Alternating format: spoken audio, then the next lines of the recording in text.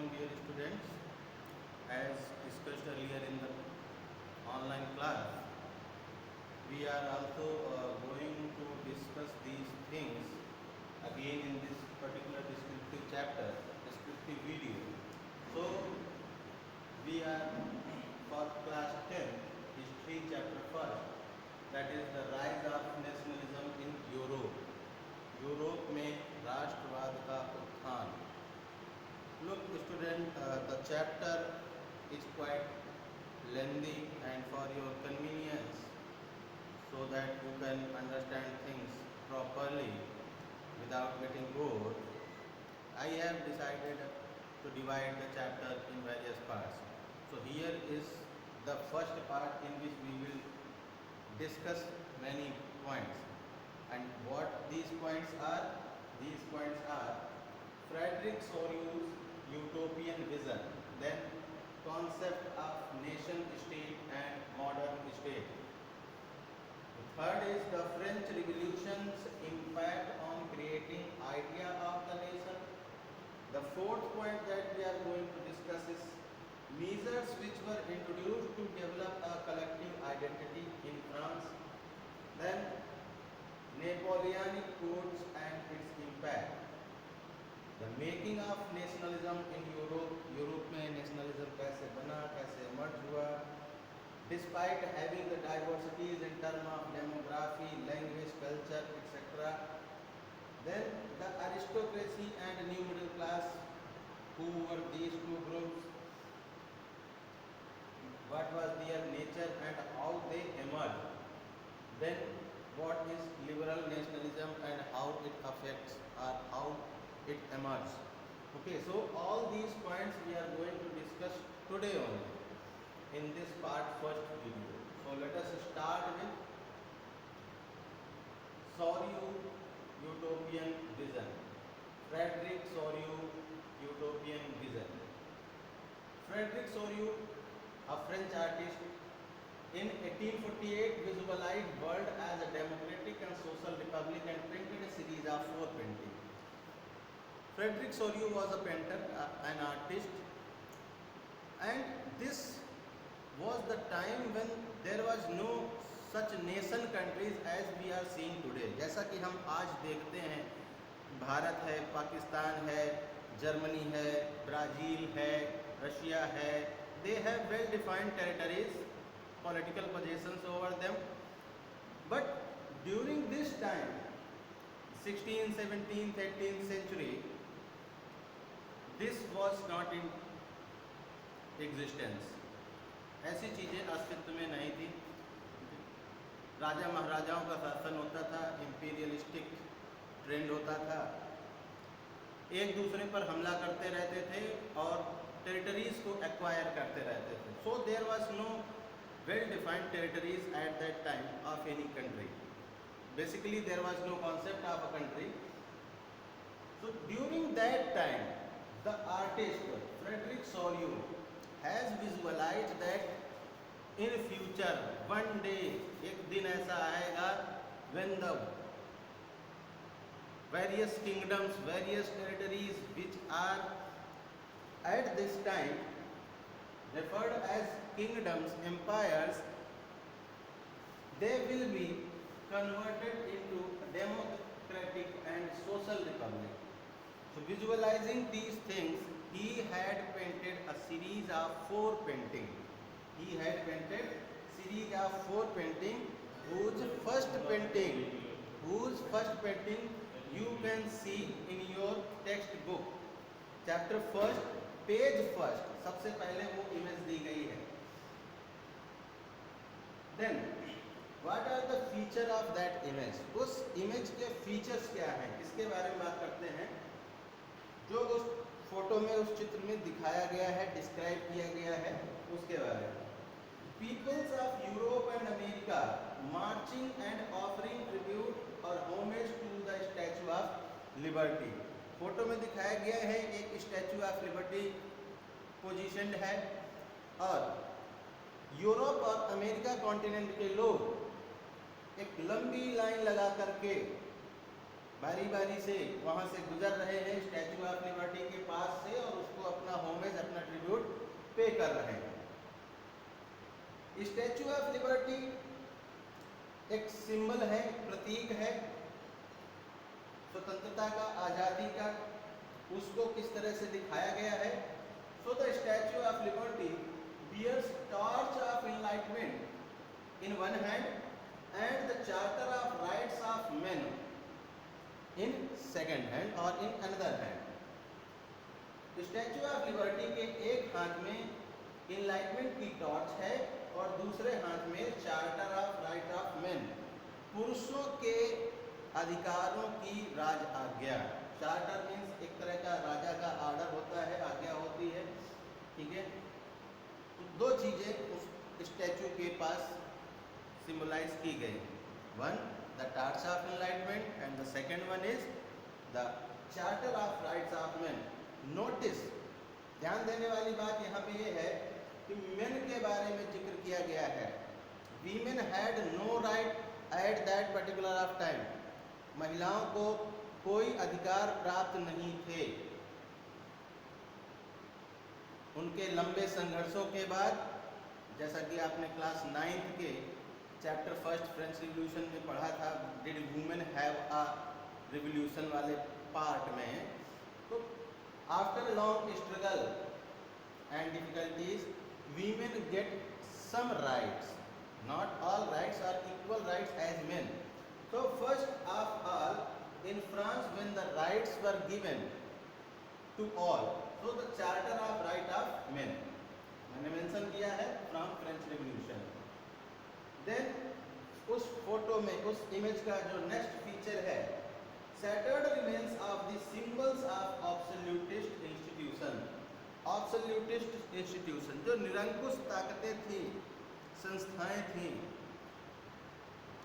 उनके तमाम सारे जो प्रतीकात्मक सिंबल्स हैं, राज चिन्ह हैं या और दूसरी तमाम तरह की चीज़ें हैं, वो ज़मीन पर बिखरी हुई पड़ी हैं, टूटी हुई पड़ी हैं। What does it means? इससे सिंबलाइज क्या हो रहा है, इससे प्रतीक दिखाई क्या दे रहा है कि जो पुराने संस्थाएं थी, monarchial form of government, their autocracy, their despotic rule, the exploitation and various other things, they were now being shattered। वो अब सब टूट चुकी हैं, बिखर चुकी हैं और वो जमीन पर पड़े हुए हैं। Next point is peoples of the world are grouped as distinct nation. दुनिया भर के लोग जो कि उस समय तक नेशन या कंट्री के रूप में फार्मुलेटेड नहीं थे, ग्रुप्ड नहीं थे, उन्होंने अपने विजन में ये दिखाया है कि अलग अलग टेरिटरीज के लोग जो डिफरेंट टाइप ऑफ लैंग्वेजेस बोलते हैं या उनका एथनिसिटी अलग है या उनका कल्चर अलग है, they are form in a group as a nation. और इसको सिंबलाइज करने के लिए, एक्सप्रेस करने के लिए उन्होंने दिखाया है। और कैसे दिखाया है कि people from various places can be identified with their flags, dress or any other symbol। तो फोटो में, इमेज में झंडे के साथ, फ्लैग के साथ या नेशनल ड्रेस के साथ या किसी और ऐसे सिंबल के साथ उन लोगों को एज अ नेशन दिखाया गया है, प्रदर्शित किया गया है। तो this was the Frederic Sorrieu's utopian vision. Utopia अगर हिंदी में बात कहें तो राम राज्य, या इसको हम दूसरे शब्दों में कहें तो एक आइडियल स्टेट, एक ऐसा नेशन या ऐसा कंट्री या स्टेट जहां पर सारी चीज़ें आदर्श हों,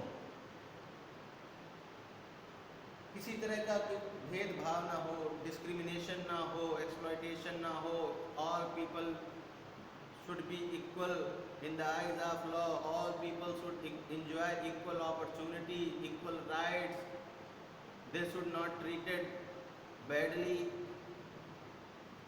ये सारी चीज़ें। तो यूटोपिया का मतलब ये होता है। आगे बढ़ते हैं। concept of nation state and modern state. Concept of nation state and modern state. Modern nation state का concept क्या है? Majority of citizens along with its rulers came to develop a sense of common identity and shared history.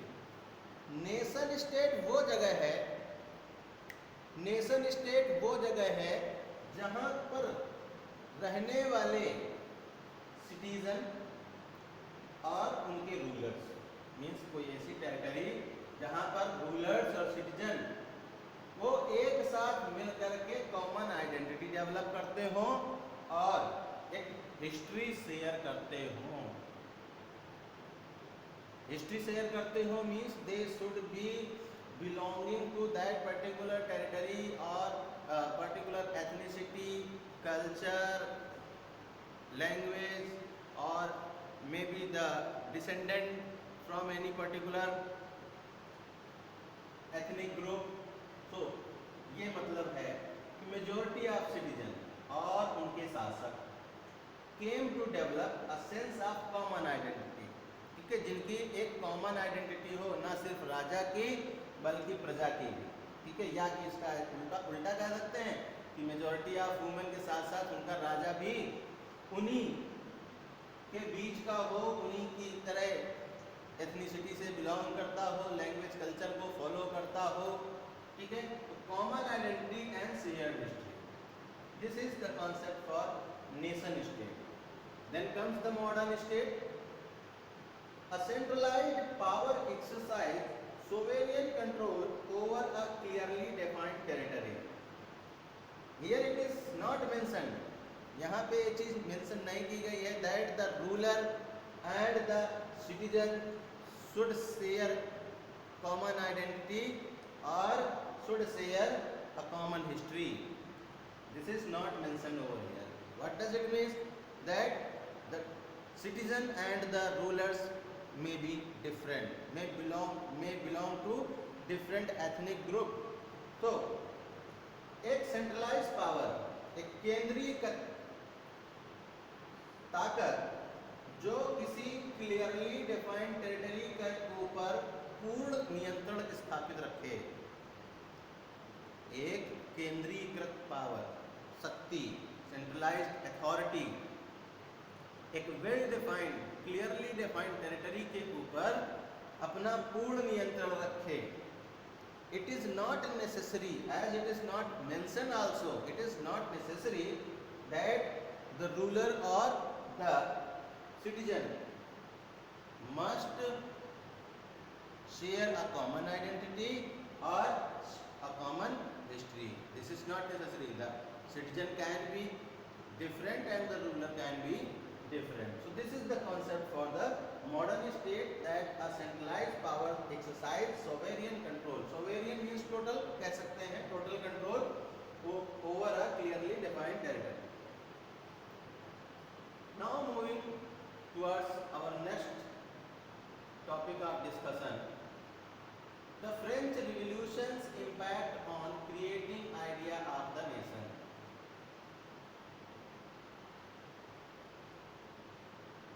Austria के chancellor थे Duke Metternich.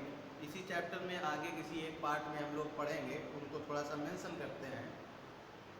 Austrian chancellor Duke Metternich has once remark about the France that when France sneezes rest of the Europe catches cold. इसका क्या मतलब हुआ कि जब France को छींक आती है तो पूरे यूरोप को सर्दी हो जाती है. ऐसा नहीं. इसका मतलब ये है कि whatever incident happened in the France that influenced whole of the Europe. कोई भी घटना जो फ्रांस में होती थी उसका असर पूरे यूरोप पर पड़ता था. This is the meaning of that remark made by Austrian Chancellor Duke Metternich. French revolution 1789 में हुई थी.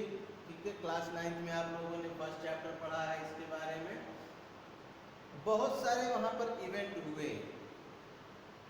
ठीक है, और उन इवेंट्स का क्या इम्पैक्ट पड़ा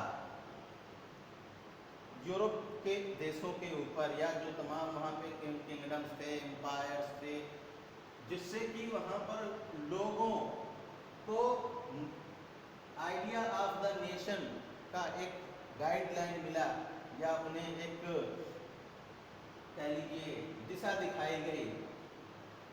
कुछ बातें हैं यहाँ पर देखते हैं।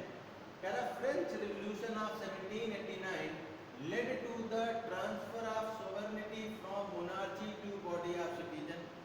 फ्रेंच रिवॉल्यूशन से लिया गया है ये पार्ट। बहुत सारी चीजें आप पीछे पढ़ चुके हैं क्लास 9 में, उन्हीं को थोड़ा सा रिपीट किया गया है रिमाइंडर के लिए और उनका इम्पैक्ट बताने के लिए। So you may have remembered that when revolution occurred in France, the power was snatched from the hands of monarchs, and the France was then administered by a body of citizen, जिसको national assembly कहते थे। उस revolution के दौरान सबसे पहले power was snatched from the hand of monarchy and the administration was taken control by the body of citizen, that was national assembly. And various other things also happened के national assembly के बाद वहाँ पर Jacobian clubs का establishment हो रखा था। उनकी एक सरकार बनी थी जिसमें रेन ऑफ टेरर के नाम से मैक्सिमिलियन रॉबस्पियर का शासन हुआ। फिर एक डायरेक्टरी रूल आया जिसमें 5 डायरेक्टर्स ने शासन किया। उनके बाद जहाँ पर नेपोलियन का शासन आया, नेपोलियन के बाद वहाँ पर फिर से डेमोक्रेसी इस्टेब्लिश हुई करके डेमोक्रेटिक रिपब्लिक इस्टेब्लिशमेंट हुआ। तो ऐसे ऐसे करके बहुत सारे इवेंट हुए, महिलाओं को पुरुषों को अधिकार दिए गए, तमाम सारी चीज़ें हुई, बदलाव हुए। तो उनका सबका रेस्ट ऑफ द यूरोप पर क्या इम्पैक्ट पड़ा, इसके बारे में बात हो रही है। So various practices were adopted to develop a sense of collective identity among the people। लोगों के बीच एक कलेक्टिव आइडेंटिटी डेवलप करने के लिए बहुत सारी प्रैक्टिसेस इंस्टॉल की गई थी। फॉर एग्जांपल फ्रेंच लैंग्वेज बोलना अनिवार्य कर दिया गया था, ठीक है, नेशनल लैंग्वेज बना दी गई थी, और भी कई सारी चीज़ें हैं जो देखेंगे हम लोग। Declared mission to liberate Europe from despotism. जब फ्रांस में रिवॉल्यूशन हुआ, लोगों ने काफ़ी कुछ वहाँ बदल लिया, तो उनको ये एहसास हुआ, उनको ये लगा कि अभी हम एक मिशन पर हैं, हमको इस मिशन पर आगे बढ़ के यूरोप के बाकी किंगडम्स एम्पायर्स में रहने वाले जो तमाम सारे लोग हैं who are suffering from despotic rules of the absolutist monarchy, we must took for a step forward and liberate those peoples from those sufferings। Means France was trying to be a leader to liberate the people of the other empires, other territories from the despotic rule of monarchy। Setting up of Jacobin clubs by educated middle class। Educated middle class में लोग कौन थे, ठीक है, French revolution के जब आप वहाँ पर देखते हैं डिवीजन ऑफ सोसाइटी में या मिडिल क्लास का इमर्जेंस कैसे हुआ था, तो those who were businessman, lawyers, teachers and government officials, traders, they were quite educated. And आगे चल के इन्हीं लोगों ने मिडिल क्लास नाम से एक नए सोशल ग्रुप का इस्टेब्लिशमेंट किया था। तो इन लोगों ने जैकोबिन क्लब्स की इस्टेब्लिशमेंट करनी शुरू कर दी थी, ठीक है। जैकोबिन क्लब फिर वही फ्रेंच रिवॉल्यूशन से आता है। सेंट जैकब नाम के महात्मा हुआ करते थे, उन्हीं के नाम से वो जैकोबिन क्लब्स इस्टेब्लिश किए गए। आगे बढ़ते हैं तो हम देखते हैं What were the measures introduced to develop collective identity in France? ऐसी कौन कौन सी मेजरमेंट्स थे, स्टेप थे जो फ्रांस में कलेक्टिव आइडेंटिटी को डेवलप करने के लिए उठाए during the French Revolution. So the first was ideas of la patrie and les citoyens. The meaning of la patrie is the fatherland. Just like we Indians call our country motherland, Bharat Mata. Similarly, the concept of la patrie was introduced in France, that every citizen of the France should consider France as their fatherland. And les citoyens, citoyen means citizen. और अभी जिस तरह से France में categorisation था, division of society था, उसको खत्म करके सभी लोगों के लिए सिटीजन वर्ड का यूज किया जाने लगा. If it is a male then it would be citoyen, and if it would be a women then citoyenne, ऐसे करके दिया जाने लगा. ठीक है, अभी मतलब नागरिक जो टाइटल है, ठीक है, सिटीजन का दिया गया सभी को. उसमें discrimination on the basis of caste, creed, colour, gender को ख़त्म करके नागरिक है तो वो सारे सिटीजन ही कहलाएंगे. New constitution was made, national assembly ने कॉन्स्टिट्यूशन बनाया था, बाद में और उसमें सुधार होते गए. इक्वल राइट्स टू सिटीजन, पुरुषों को इक्वल राइट्स दिए गए. न्यू फ्रेंच फ्लैग, एक नया फ्रेंच फ्लैग बनाया गया जिसके कलर आप कमेंट बॉक्स में लिख करके मुझे बताएंगे. New French flag was design replacing royal flags. राजा महाराजाओं के जो झंडे और तमाम सारी चीज़ें होती थी उनको खत्म करके फ्रांस का नया झंडा बनाया गया. ठीक है, that is again try colour. जैसे हमारे इंडिया के झंडे में 3 कलर हैं, सैफ्रॉन है, ग्रीन है, ठीक है, वैसे ही उनके झंडे में भी 3 कलर हैं. आप कमेंट बॉक्स में लिख के मुझे बताएंगे. Then uniform system of weight and measurement. Weight और मेजरमेंट के यूनिफॉर्म सिस्टम इंट्रोड्यूस किए गए. इसी चैप्टर में आगे जब बढ़ के हम लोग जाएंगे तो वहाँ पर जाने के एक कन्फेडरेशन बनाया गया था प्रशा के इनिशिएटिव पर, जिसे सोलेवरीन कहा गया था. तो उस समय होता क्या था, सिचुएशन ये थी कि every territory has different set of units for measuring and weight. तो वो सारी चीज़ें खत्म करके, इसका मतलब क्या हुआ कि अगर आप फतेहपुर से कोई 100 किलो की चीज़ लेकर जा रहे हैं, सागा में तौली जाएगी तो 120 किलो निकल रही है. औंग में तौल रहे हैं या किसी और प्लेस में तौल रहे हैं तो वो 95 किलो निकल रही है. तो जो वेट करने की चीज़, तो इस तरह से अलग अलग प्लेसेस पे यूनिट अलग अलग होने की वजह से बहुत सारा समय नष्ट होता था और जो ट्रेडर्स थे, व्यापारी लोग होते थे, उनको बहुत नुकसान भी होता था. इसी तरह से जो चीज़ें लेंथ में मेज़र की जाती हैं तो अलग अलग मेजरमेंट थे. तो वो सारी चीज़ें खत्म करके यूनिफॉर्म सिस्टम इंट्रोड्यूस किया गया. State general become national assembly. Abolition of internal custom duties. Internal custom duties खत्म कर दी गई जिससे कि जो ट्रेडर्स हैं, बिजनेसमैन हैं, वो एक जगह से दूसरी जगह अपना गुड्स एंड कैपिटल मूव कर सके और आसानी से व्यापार कर सके. New hymns were composed, oaths were taken in the name of the nation. पहले कसमें खाई जाती थी या जो भी गीत लिखे जाते थे वो सब राजा की प्रशंसा के लिए होते थे, राजा के नाम पर होते थे. अभी चूंकि मोनार्ची खत्म कर दी गई है, नेशन इस्टेब्लिश हो रहा है, डेमोक्रेटिक रिपब्लिक नेशन इस्टेब्लिश हो रहा है, तो जो भी हाइम्स और ओथ्स लिए जाएंगे वो सब नेशन के नाम पे हो रहे हैं. A centralized administrative system was formulated, then French became the national language. France की जो भाषा है फ्रेंच, उसको नेशनल लैंग्वेज का स्टेटस दे दिया गया.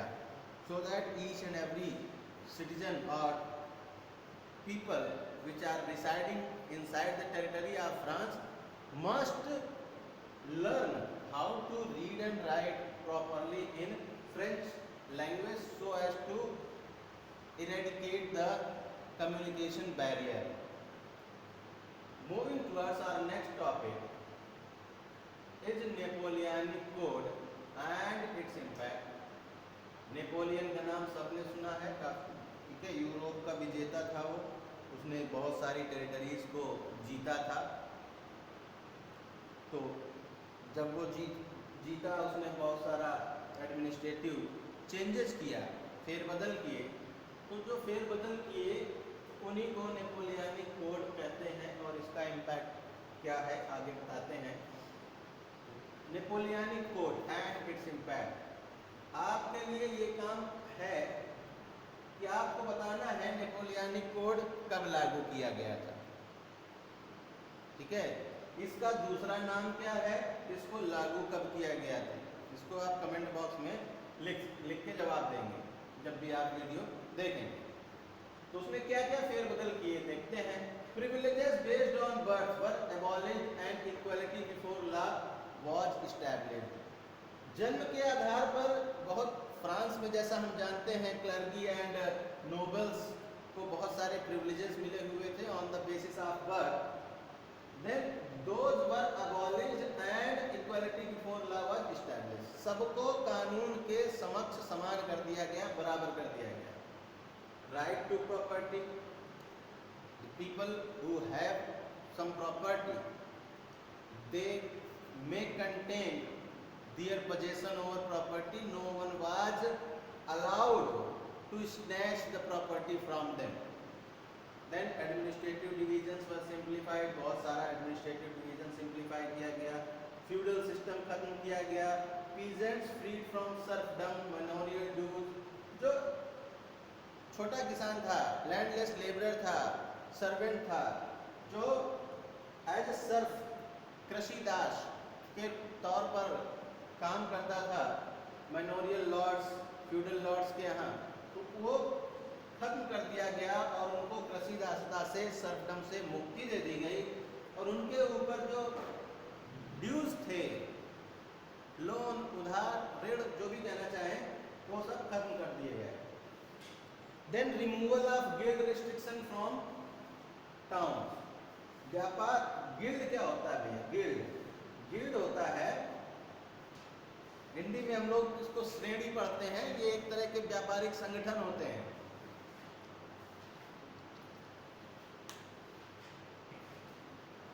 These are a kind of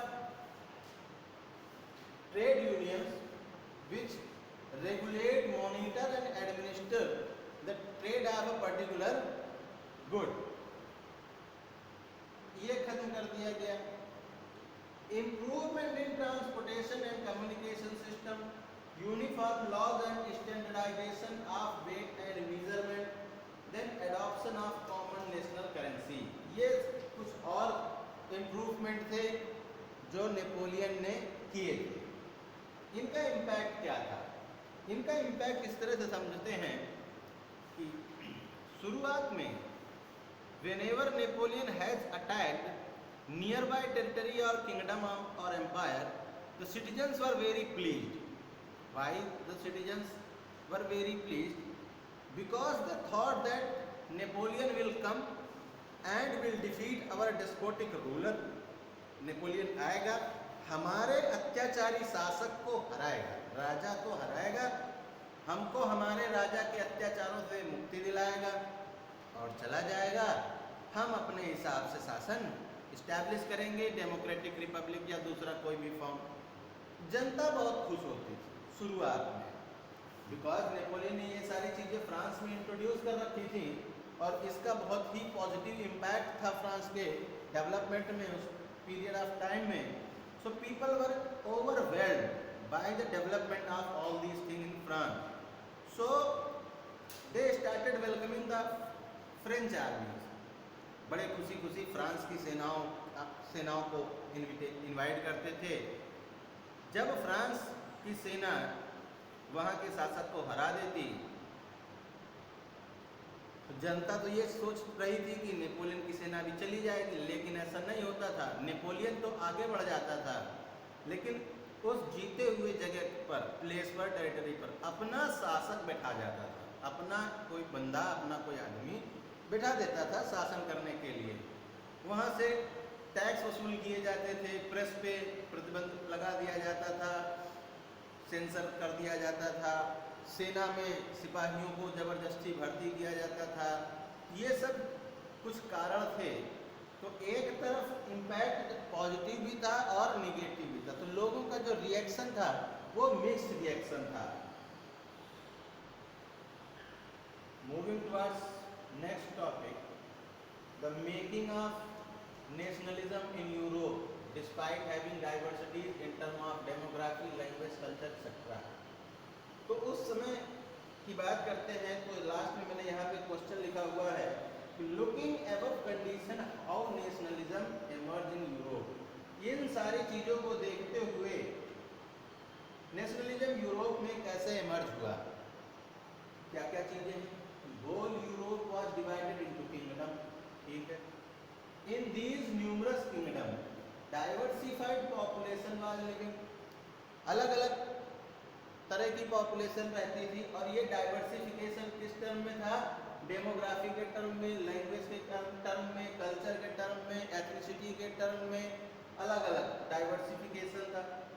people have no collective identity और कल्चर, लोग जो रहते थे उनका कोई कलेक्टिव आइडेंटिटी या कल्चर नहीं था। They spoke different language, they belong to different ethnic group, they follow different culture, ये सारी चीजें थी। तो लॉट ऑफ वेरिएशन और डाइवर्सिफिकेशन वाज देयर। तो कौन सी ऐसी चीज थी जो उनको बांध के रखती थी? The only tie binding these diversified people together was a common allegiance to the king. राजा के प्रति समर्पण, राजा के प्रति समर्पण, या कह लीजिए कि भले वो अलग अलग एथनिक ग्रुप के थे, उनका कल्चर अलग था, वो लैंग्वेज अलग अलग बोलते थे, लेकिन जो एक चीज कॉमन थी, that was there king only, उनका राजा एक था बस, ये एक कॉमन चीज थी, उसके अलावा और कोई कॉमन चीज नहीं थी, ठीक है। बहुत सारे डाइवर्सिफिकेशन थे डेमोग्राफिक के बेसिस पर, लैंग्वेज, कल्चर, एथनिसिटी के बेसिस पर। तो इन सब कंडीशन को देखते हुए क्वेश्चन है कि नेशनलिज्म यूरोप में कैसे इमर्ज हुआ। आइए जवाब जानते हैं। ये एक लंबा प्रोसेस है। Emergence of nationalism in Europe or any other place, it's a long process. So we will start that process with the help of these things. The aristocracy and new middle class, and what was their nature and emergence. Aristocracy and its nature. Aristocracy means होता है उच्च वर्ग, अभिजात वर्ग के लोग, ठीक है, जिनको हम लोग हाई सोसाइटी के लोग बोलते हैं, ऐसे लोग। अब इनका नेचर क्या है, इनके बारे में जानते हैं थोड़ा सा। Despite being less in number, संख्या में कम होने के बावजूद, they were a socially and politically dominant class, संख्या में कम थे, इसके बावजूद सामाजिक और राजनीतिक तौर पर वो बहुत ही ज़्यादा डोमिनेंट थे। बेसिकली द नोबल्स इस कैटेगरी में आते थे, ठीक है। नोबल्स हैं या बड़े सामंत हैं, जमींदार हैं, लैंडलॉर्ड्स हैं, मैनोरियल लॉर्ड्स हैं, फ्यूडल लॉर्ड्स हैं, ऐसे लोग संख्या में कम होते थे, but they were socially and politically dominant. They owned states in country side and also town house. Rural areas में, कंट्री साइड मीन्स ग्रामीण क्षेत्रों में, इनकी बड़ी बड़ी जमीनें होती थी, और कस्बों में, नगरों में इनकी बड़े बड़े हवेलियां होती थी, बंगलो होते थे, महल होते थे। They spoke French in high society and for diplomacy purpose.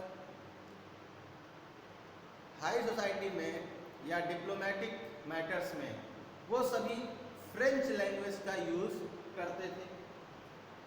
Families were tied with marriage relation, अलग अलग एरियाज में होने के बावजूद, डेमोग्राफी में होने के बावजूद, एथनिसिटी या कल्चर कस्टम होने के बावजूद, उनके परिवार एक दूसरों के साथ विवाह संबंध से जुड़े होते थे। ये तो था उनका कैरेक्टरिस्टिक एरिस्टोक्रेसी का। अब आते हैं मिडिल क्लास पे। देखो ये बड़ा इंपॉर्टेंट है, बार बार बताया जाता है, क्लास 9 में भी डिस्कस किया गया है, यहाँ पे भी डिस्कस हो चुका है। तो कह रहा है इसका इमरजेंस कैसे हुआ। Due to industrialisation a new social group came into being. Industrialisation शुरू हो चुका था जिसकी वजह से एक नया सामाजिक ग्रुप पैदा हो रहा था। कौन? अ वर्किंग क्लास पॉपुलेशन, काम करने वाली पॉपुलेशन, रोज काम पे जाने वाली पॉपुलेशन, जो फैक्ट्रीज में, इंडस्ट्रीज में, कल कारखानों में या कहीं और किसी प्रोडक्शन यूनिट में, मैन्युफैक्चरिंग यूनिट में जाते थे, काम करते थे और वेजेस प्राप्त करते थे। ठीक है, इन्हीं को मिडिल क्लास में कंसीडर किया गया है। Made up of industrialist, businessman, professionals and various kind of workers. इस क्लास में ये लोग आते थे। ठीक है, इंडस्ट्रियलिस्ट लोग, businessman, professionals and various kind of workers. Among these people idea of abolition of aristocratic privileges gained popularity. इन्हीं लोगों के बीच idea of abolition of aristocratic privileges को पॉपुलैरिटी हासिल हुई। क्लास 9 में इस बारे में चर्चा हुई। भाई देखिए होता क्या था कि ये लोग अपना बिजनेस चलाना चाहते थे। जो इंडस्ट्रियलिस्ट है वो बिजनेस अपना चलाना चाहता है, जो बिजनेसमैन है वो भी अपना बिजनेस चलाना चाहता है, तमाम तरह के प्रोफेशनल्स हैं वो भी काम करना चाहते हैं, कमाना चाहते हैं, अपनी आर्थिक स्थिति और सोशल स्टेटस सुधारना चाहते हैं। जो वर्कर्स हैं वो चाहते हैं कि उनको हायर वेजेस पर रेगुलर एम्प्लॉयमेंट मिलता रहे, ये सारी चीज़ें। तो तमाम restriction, taxes were imposed on these people, and due to those restrictions and taxes they were not getting the appropriate amount of benefit that they should get। कि हम इतना मेहनत भी करते हैं, सर भी खपाते हैं और उसके बावजूद जो है तमाम तरह के टैक्सेस और ड्यूटीज लगी हुई हैं, रिस्ट्रिक्शन लगे हुए हैं, जिससे कि हमारे बिजनेस जो है प्रॉस्पर नहीं हो पा रहा है, डेवलप नहीं हो पा रहा है, हमको उतना फायदा नहीं हो रहा जितना हमें होना चाहिए। तो कहीं ना कहीं लोगों के मन में ही ये विचार आया कि इस तरह का जो ये एरिस्टोक्रेटिक प्रिविलेजेस है ये खत्म होना चाहिए। आगे बढ़ते हैं। तो लिबरल नेशनलिज्म। अब यही जो मिडिल क्लास इमर्ज हुआ, ठीक है, इन लोगों की कुछ इच्छाएं थी। क्या क्या इच्छाएं थी, क्या वो चाहते थे? तो पॉलिटिकल स्फेयर में वो क्या चाहते थे, राजनीतिक क्षेत्र में वो क्या चाहते थे, क्या बदलाव होने चाहिए? What they want government by consent. Consent means सहमति, मीन्स जो सरकार बने वो सबकी सहमति से बने, जनता की, सिटीजन की सहमति से बने। End of autocracy. ऑटोक्रेसी माने निरंकुशता, निरंकुशता का अंत हो। ठीक है, जो डिस्पोटिज्म है उसका खात्मा हो। एट दैट टाइम हमको पता है मोनार्चियल फॉर्म ऑफ गवर्नमेंट होती थी, राजा के डिवाइन एंड एब्सोल्यूट अथॉरिटी का प्रिंसिपल चलता था, जिसकी वजह से आम सिटीजन को, जो कॉमन पीपल हैं, जो बेसिकली मिडिल क्लास के लोग हैं, उनको बड़ी दिक्कत थी। तो वो चाहते थे कि इस तरह की ऑटोक्रेसी का खात्मा हो, एंड हो। एडॉप्शन ऑफ कॉन्स्टिट्यूशन, एक कॉन्स्टिट्यूशन बनाया जाए और उसको अडॉप्ट किया जाए। Then the representative government should be there through parliamentary manner. एक रिप्रेजेंटेटिव गवर्नमेंट हो और वो पार्लियामेंट मैनर से हो, जैसे नॉर्मली होता है। ठीक है, हम अपने एमपीज को इलेक्ट करते हैं और एमपीज गवर्नमेंट फॉर्म करते हैं, तो वो ऐसा ही चाहते थे वो। Abolition of property right, then equality before law. कानून के समक्ष सबको समानता मिले, फिर चाहे वो कोई मिडिल क्लास का हो, लोअर क्लास का हो, अपर क्लास का हो, कोई भी हो। ठीक है, इकोनॉमिक स्फेयर में उनकी क्या डिमांड्स थी, वो क्या चाहते थे? इकोनॉमिक स्फीयर में वो चाहते थे फ्रीडम ऑफ मार्केट। जैसा हमने पहले बात करी कि बहुत तरह के रिस्ट्रिक्शन की वजह से the traders, the industrialists were not allowed to trade with some other neighboring country or neighboring empire। अभी राजा का लड़ाई हो गया, अभी राजा का लड़ाई हो गया, अभी राजा का लड़ाई हो गया तो उन्होंने व्यापार बंद कर दिया। अब व्यापार बंद कर दिया, लेकिन जब सामान बन रहा है फैक्ट्रीज में, इंडस्ट्रीज में, वो तो बिकेगा।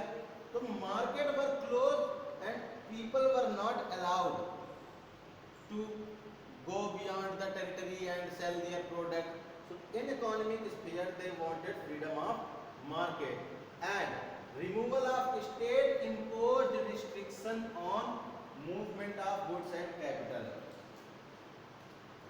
चीज़ों के और कैपिटल के, गुड्स एंड कैपिटल के मूवमेंट पर तमाम तरह के जो रिस्ट्रिक्शन लगे हुए थे, जो टैक्सेस लगे हुए थे, कस्टम ड्यूटीज़ लगी हुई थी, जिनकी वजह से it was very difficult for them to move the goods and capital from one place to another place to sell those things and to enhance their profit, earn the profit। So that's why they wanted the removal of state imposed restriction on the movement of goods। Dear student, I hope that I have cleared many things quite well enough। Even if you are having any problem, so you can write me on the comment box or my personal WhatsApp number। This was the part first of this chapter। I will be coming very soon with the second part of this chapter। Till then, watch this video, enjoy and subscribe and like also। Thank you, goodbye।